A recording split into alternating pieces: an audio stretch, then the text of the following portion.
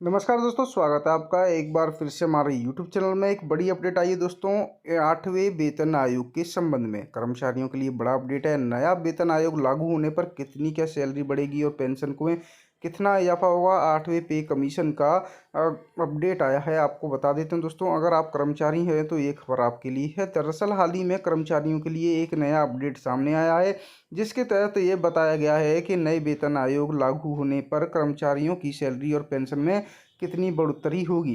तो दोस्तों कर्मचारियों के लिए बड़ा अपडेट है। आपको बता देते हैं दोस्तों, 8वें पे कमीशन हाल ही में केंद्र सरकार ने 7वें वेतनमान आयोग के तहत कर्मचारियों के महंगाई भत्ते, डीए में और पेंशन भोगियों को महंगाई राहत यानी डीआर में 3% की बढ़ोतरी की है।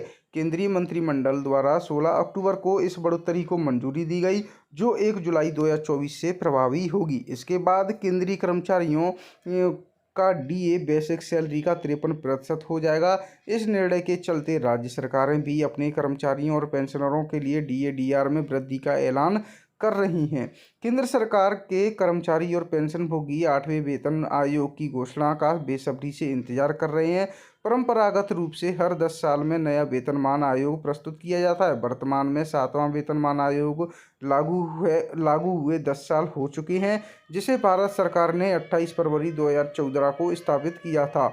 नई सिफारिशों की उम्मीद के चलते चर्चाएं अभी जारी हैं। क्या बजट 2025 में होगा ऐलान? तो दोस्तों अपडेट आई है आगामी 8वें वेतन आयोग के बारे में। उम्मीद है कि जल्दी ही फैसला लिया जा सकता है, लेकिन अभी तक कोई आधिकारिक घोषणा नहीं हुई है। संभावना है कि इसकी घोषणा अगले साल फरवरी में केंद्रीय बजट 2025 के दौरान की जाएगी। नया वेतन आयोग सरकारी कर्मचारियों और सैलरी और पेंशनर्स की पेंशन में वृद्धि कर सकता है। सैलरी में वृद्धि महंगाई और अन्य आर्थिक कारकों को ध्यान में रखते हुए तय की जाती है, जिससे कर्मचारियों को बेहतर आर्थिक स्थिति में मदद मिल सके। 8वें वेतन आयोग से कितनी बढ़ सकती है सैलरी और पेंशन, आपको बता दें तो दोस्तों सरकार केंद्रीय कर्मचारियों के वेतन और पेंशन में संशोधन के लिए 3.68 के फिटमेंट फैक्टर पर विचार कर रही है। यह मांग 7वें वेतन आयोग के दौरान भी उठाई गई थी, लेकिन अंत में फिटमेंट फैक्टर 2.57 पर तय किया गया।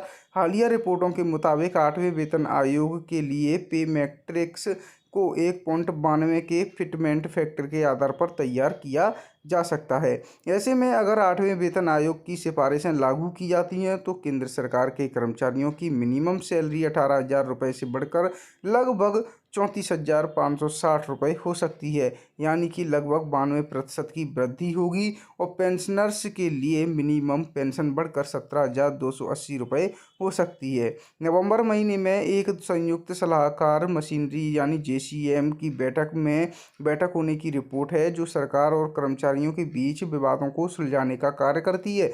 इस बैठक की अध्यक्षता केंद्रीय कैबिनेट सचिव करेंगे, जिसमें मान्यता प्राप्त कर्मचारी संघों और सेवा संघों के प्रतिनिधि शामिल होंगे। यह मीटिंग कर्मचारियों के लिए महत्वपूर्ण हो सकती है, क्योंकि इसमें 8वें वेतन आयोग के संबंध में संभावित ठोस जानकारी साझा की जा सकती है।